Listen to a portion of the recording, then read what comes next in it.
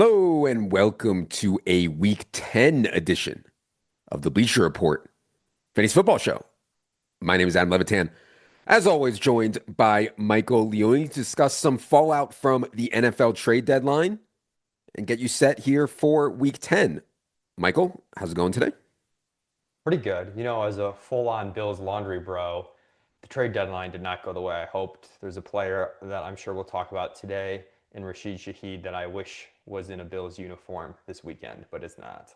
Yes, Rashid Shaheed for a fourth and fifth round pick. We'll certainly get to him. Also today, we will get to as many of your chat questions as we can. If you're going to be a reasonable human and ask a reasonable question, we'll do our best to get to it here at some point over the next 30 minutes.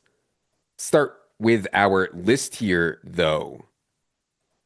Start with some risers coming out of the trade deadline here, Leone. And let's start with Sam Darnold, already on fire. I mean, the Vikings letting this guy go for nothing is going to look really, really bad because he is absolutely shredding.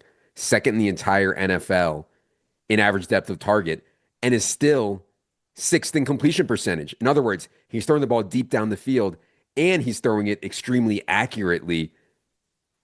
Seahawks lead the entire NFL in EPA per dropback. Can it actually get better for Sam Darnold?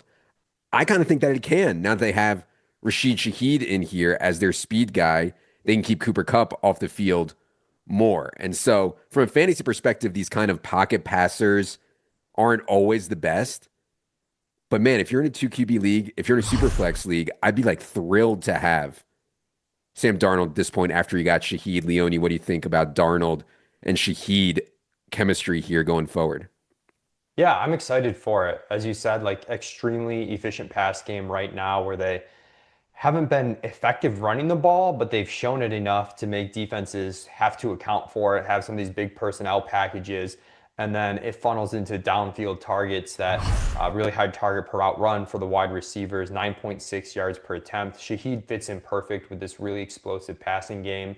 You mentioned getting Cup off the field. You've also got the rookie Torrey Horton who's emerging too. So I think, it's gonna be tough to maintain 9.6 yards per attempt, but I think this will help offset some of the regression he was due. But also, this team has to know they haven't been able to run the ball really well, and they've been throwing the ball incredibly efficiently. If you look at their pass rate over expectation, in the first 4 weeks, they had 3 games where they had a pass rate over expectation of -8% or lower, which is really, really run heavy.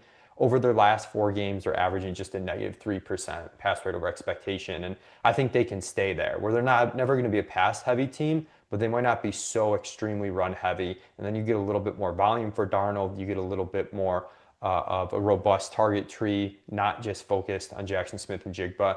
Looks really good for him to stay efficient rest of the year. Okay, who do you think that Shaheed is a winner or a loser from this? Because people are going to be like, oh, it's obvious. He's with a better quarterback and a better passing offense. It's obvious he's a winner.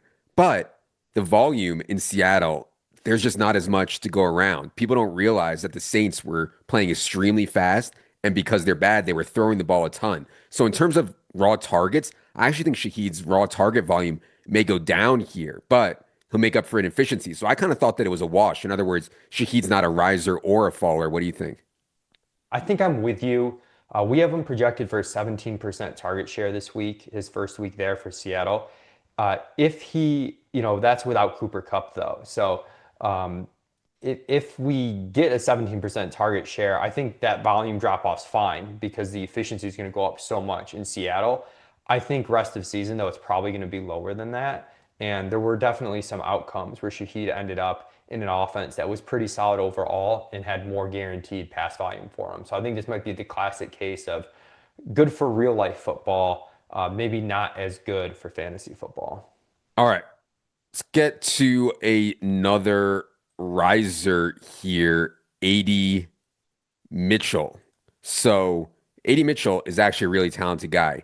I mean, rumored to be a first round pick in the draft, fell due to off field concerns. Those off field concerns have persisted into Indy for AD Mitchell. However, now he gets on the move. He is a member of the Jets, and they have like no one to throw to beyond Garrett Wilson and Mason Taylor. So This is going to be a thin one, Leone. I mean, because they're going to run so much and Fields is going to be inaccurate. But I just think AD Mitchell is a super talented guy, and getting a fresh start here with the Jets can only be a good thing for him. So if you're in a deep league, I'd at least be keeping my eye on AD Mitchell. Any more thoughts on his new home, Leone?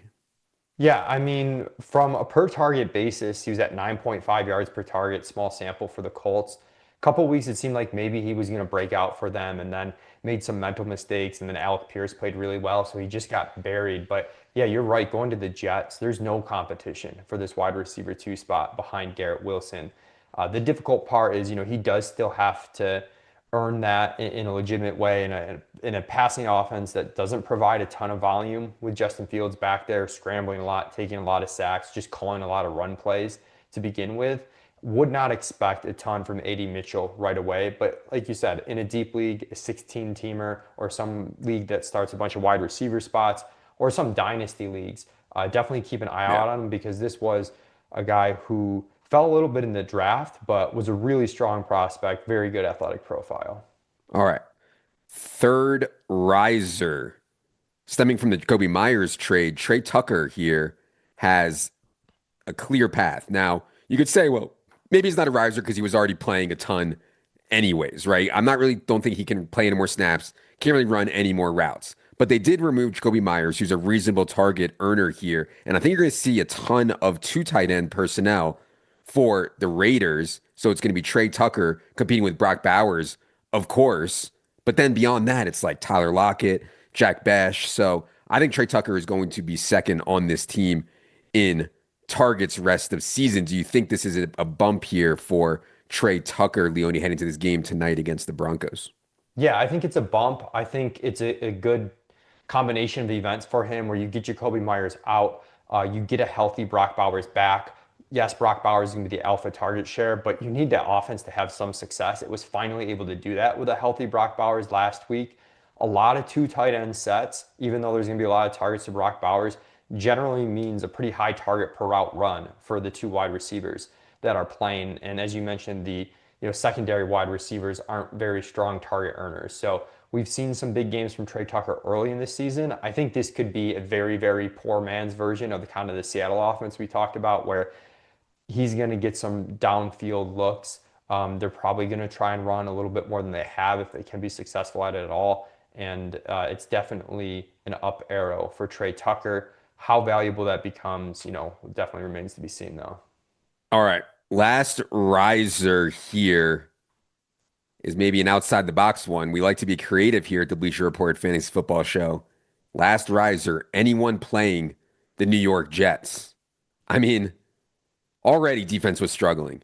Then they get rid of Quinnen Williams, probably their best defensive lineman, and Sauce Gardner, their best shadow corner. I mean, and you got guys who want out. Brees Hall wants out. He's pissed that he wasn't traded. It's not a good situation for the Jets. And so I do think it was a good trade for the Jets. I'll say that. They now have 5 first round picks over the next 2 years. So, Leone, oh, we got to ask the co pilot actually.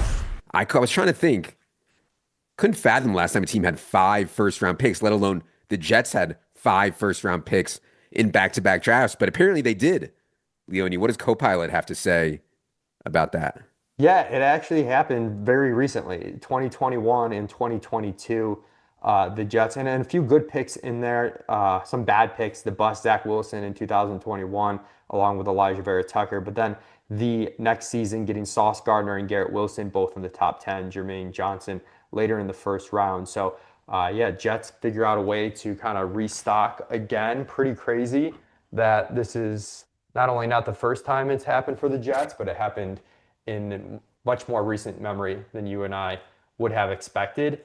But it is going to be a feast for opposing offenses against the Jets. You get out, an awesome defensive lineman in Quinnen Williams and top cover corner in Sauce Gardner. That's going to dramatically change things for a defense that, looking at our DVP metrics overall, didn't really have them as a defense to shy away from to begin with. So I would expect the efficiency for opposing offenses to really increase. It's something in if you play daily fantasy sports or you're just doing sit start decisions, it's something that might fly under the radar for a few weeks if people are using old metrics that just really aren't pertinent anymore because the shakeup to this Jets roster.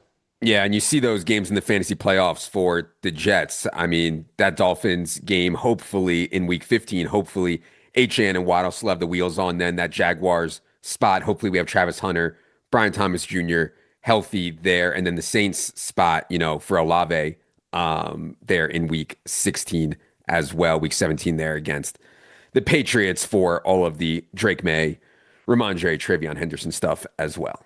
All right, let's get to some questions from the chat here. We are men of the people. Sorry, I don't have the names here for you, but some questions. Roma Dunze or Troy Franklin? I assume this is a start sit for this week, Leonie. We have Troy Franklin here tonight in a pretty good spot against the Raiders. Also, Marvin Mims is going to miss this game again, which I think definitely matters a lot for Troy Franklin. Roma Dunze, though, coming off the air ball, I kind of like him in a bounce back spot here against the Giants. Leonie, what do you think? Roma Dunze or Troy Franklin this week?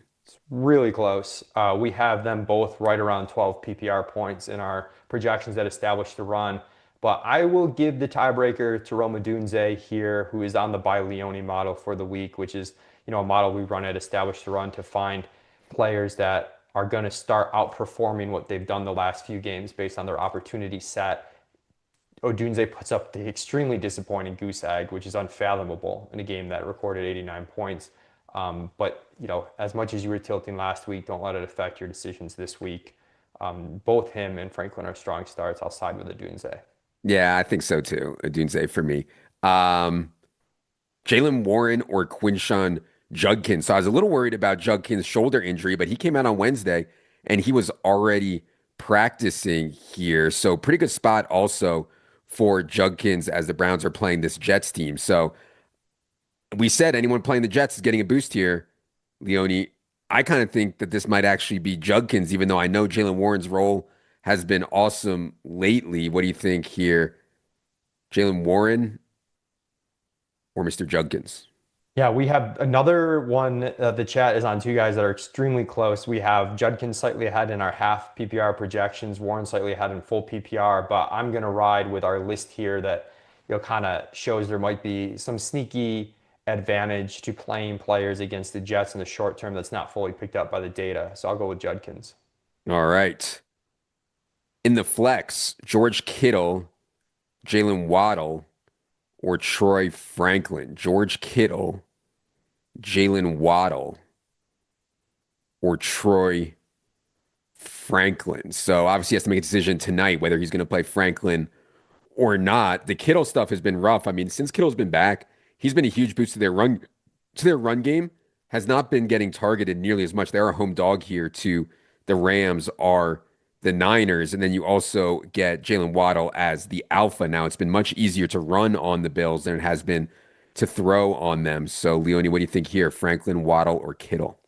We've got Waddle projected as the clear start of this group. Target share just too high to kind of ignore. So I would lock in Waddle. And then we have Kittle and Franklin projected both right at 12 PPR points.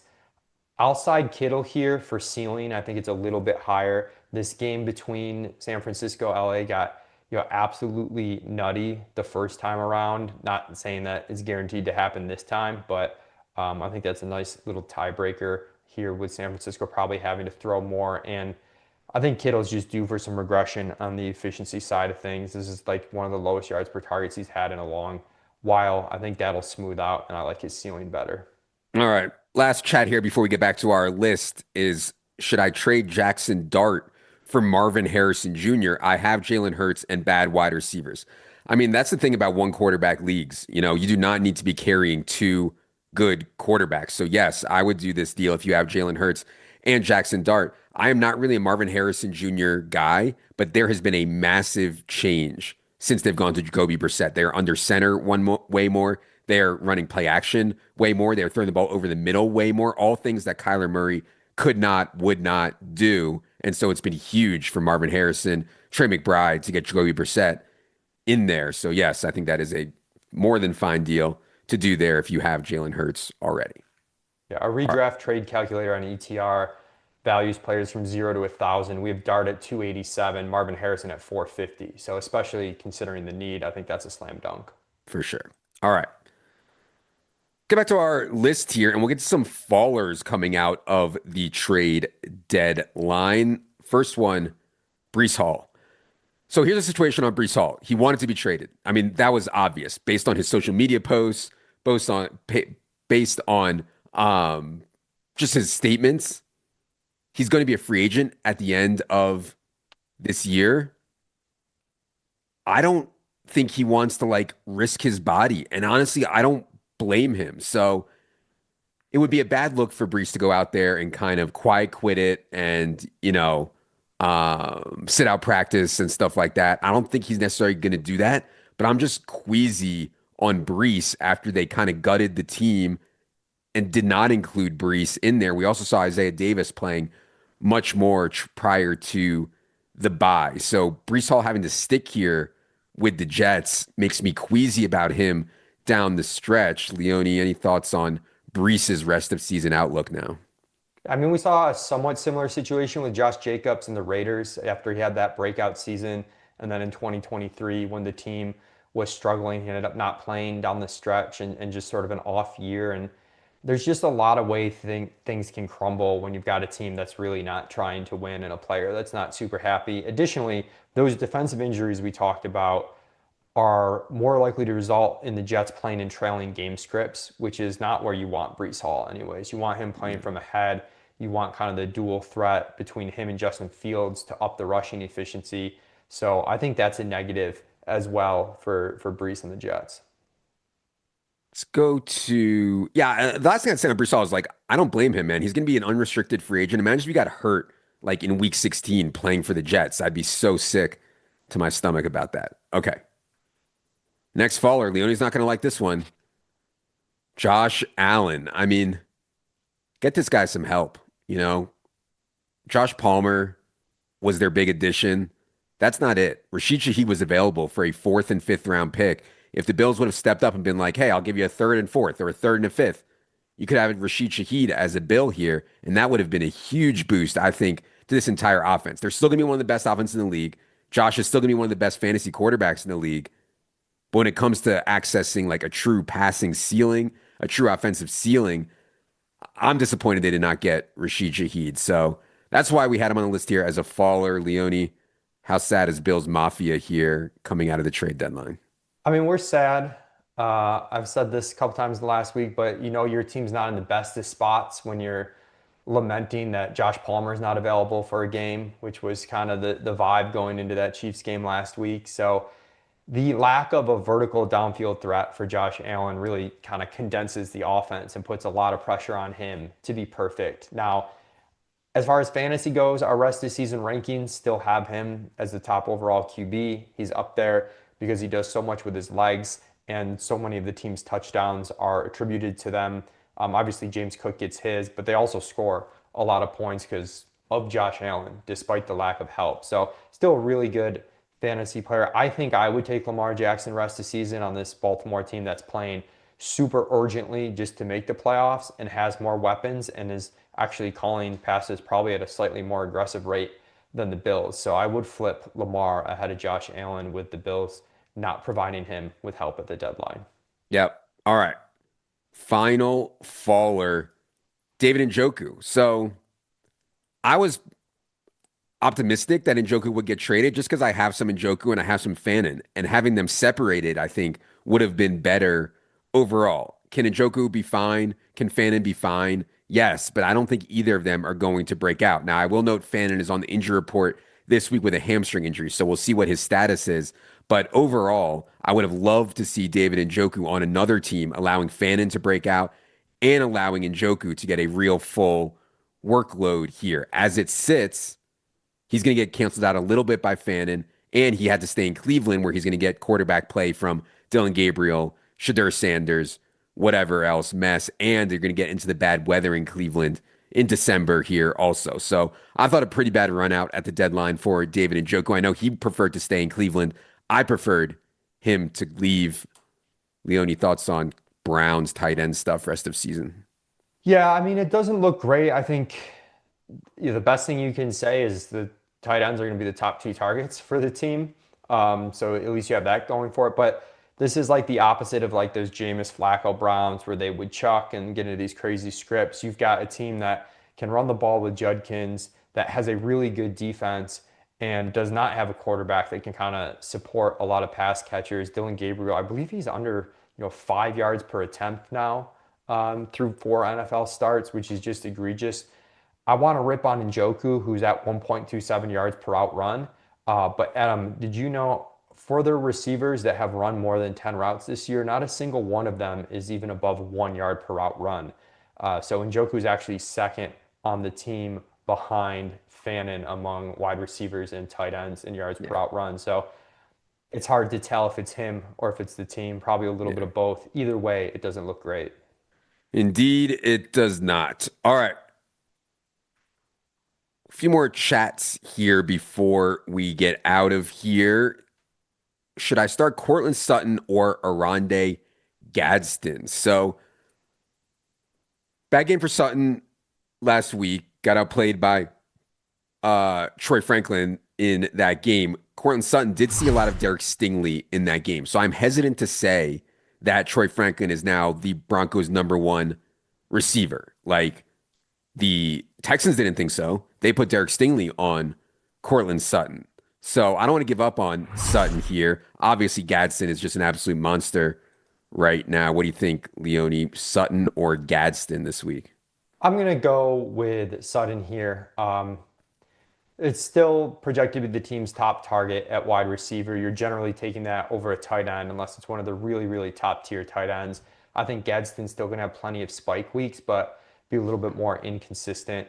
We don't have them crazy far apart, but we do have Sutton about a full point ahead in our weekly projections, and I agree with that. Okay. Running Sentinel says Sam Darnold or Baker Mayfield. Baker has been my starter all year. So we already talked about Darnold here at the top. The unfortunate thing for Baker is no Godwin, no Bucky, no Mike Evans. It makes it hard. Now he's going to have Igbuka back here at 100%. He does have Tez Johnson. Kind of similar plays. Often Baker gives you decently more in the rushing side. What do you think, Leone? Baker or Sam Darnold? I think it's Baker. I think this game has sneaky shootout potential in Tampa. Tampa increases opposition pass rate. New England's going to throw it a lot with Drake May. The game total here is up to 48. That Seattle Arizona game, a little bit lower game total, mostly because of the Arizona side, but that could also, I mentioned Seattle maybe being a little more aggressive throwing the ball. This might not be the best week for that. So I'd take the chances that Baker gets in a shootout. Although, the floor on Darnold arguably is higher because the efficiency is always there week in and week out. Old Fashioned has an interesting question. He says, I'm in full PPR, Loveland or Luke Musgrave as a rest of season stash. I already have Sam Laporta. So he's looking for a backup tight end here, which, not always need per se. But yeah, the Loveland breakout last week came against the Bengals, the stone cold worst team against tight ends in the NFL the last 2 years. And Cole Kmet left after 4 routes. Kmet has already gotten back into practice here. Meanwhile, Luke Musgrave might run like 90% of the routes, 85% of the routes here, rest of season with Tucker Kraft down. So I understand the case for Loveland just on raw talent and he broke out. That's probably the answer. But I do think Cole Kmet is not going away. So tough one here, Leone. What do you think for a stash? Loveland or Luke Musgrave? I prefer Loveland here. Just crazy yards per out run in college. Has kind of a breakout game last week. As you mentioned, like everything went super well for him. One of his big plays probably shouldn't have even happened because the game should have been over before that. Komet being out. All that being said, I just want to bet on that talent profile versus Musgrave, who was iced by Kraft. There's question marks if it's either going to be him as the clear lead or they're going to mix in and rotate some of these backup tight ends. And it's not a super high volume pass offense to begin with for the Packers. So I think if you're betting on pure ceiling here, it's Loveland. Like if you're desperate for a starter, Musgrave's more likely to be the T1 and have a bigger gap between him and the T2 than Loveland is over Komet. But you've got Laporta, you're stashing someone. I'm taking a chance that the Loveland breakout's real. All right. Last chat here. Ashton Genty or Travis Etienne, Michael Pittman or DJ Moore. So Genty tonight in a very difficult spot against the Broncos versus Travis Etienne. And then Michael Pittman would be hard for me to bench here. I know the matchups are getting tougher for him, but he's just playing really, really well. So yeah, Genty versus Etienne. I think it's going to be Genty. And then I'd probably go Pittman. Leone, you agree there? Or any more thoughts on those? Yeah, I like ETN. He ran really bad on touchdowns last week. I saw some stat out there that he was tackled at the one like 4 or 5 times. You mean you're talking Genty or Etienne? ETN, sorry. Okay, you prefer Etienne to Genty, you're saying. I prefer ETN. Oh yeah, sorry. I prefer ETN, with Stroud out for Houston. I think the Yeah. game script sets up well for him. Whereas Genty going up against this really tough Denver defense, I think this could be maybe a throwback to that week when the Raiders played the Chiefs and they had a tough time being successful enough on offense to even run enough plays for guys to be fantasy viable. So we have it projected really close. Just prefer Travis Etienne. Yeah. Only thing I'd say on Genty is like we saw a bit of a role change where he was playing in pure pass downs, 2 minute drill, 1 minute drill. And I assume they're going to be in that a decent amount here tonight. So I probably like Genty a little bit more than ETN here, but yeah. And yeah, I think Pittman on the other one. All right. That is going to do it for a week 10 edition of the Bleacher Report Fantasy Football Show. Allow me to recap our list here of risers and fallers from the trade deadline. Risers, Sam Darnold getting a nice new addition in Rashid Shaheed, A.D. Mitchell. Fresh start for a really talented guy here with the Jets. Trey Tucker is just locked in to that wide receiver one role. Now him and Brock Bowers project to lead the Raiders in targets rest of season. And anyone playing the Jets, they got rid of Sauce. They got rid of Quinnen Williams. They're in the tank mode. If you're playing the Jets, it's going to be a good spot. Fallers coming out of the deadline. Jets stuck with Breece Hall, man, and he's not happy about it. It's going to be ugly for the Jets rest of season here. And running backs on these teams, you don't want to be out there. Your team is bad. It's just not ideal. Josh Allen, Bills do nothing to get him another weapon. And then David Njoku, a lot of trade rumors around him. He was not traded, did not get away from Harold Fannin, did not go to a better quarterback situation, did not go to a better weather situation here as we hit winter time. So I think David Njoku, pretty clear faller there coming out of the deadline. All right. That's going to do it for another edition of the Bleacher Report Fantasy Football Show. Appreciate everyone being here and hanging out for the last half hour. We'll be back next week. For everyone behind the scenes at ETR and everyone behind the scenes at Bleacher Report, for Leone, I am Adam. Good luck, everybody.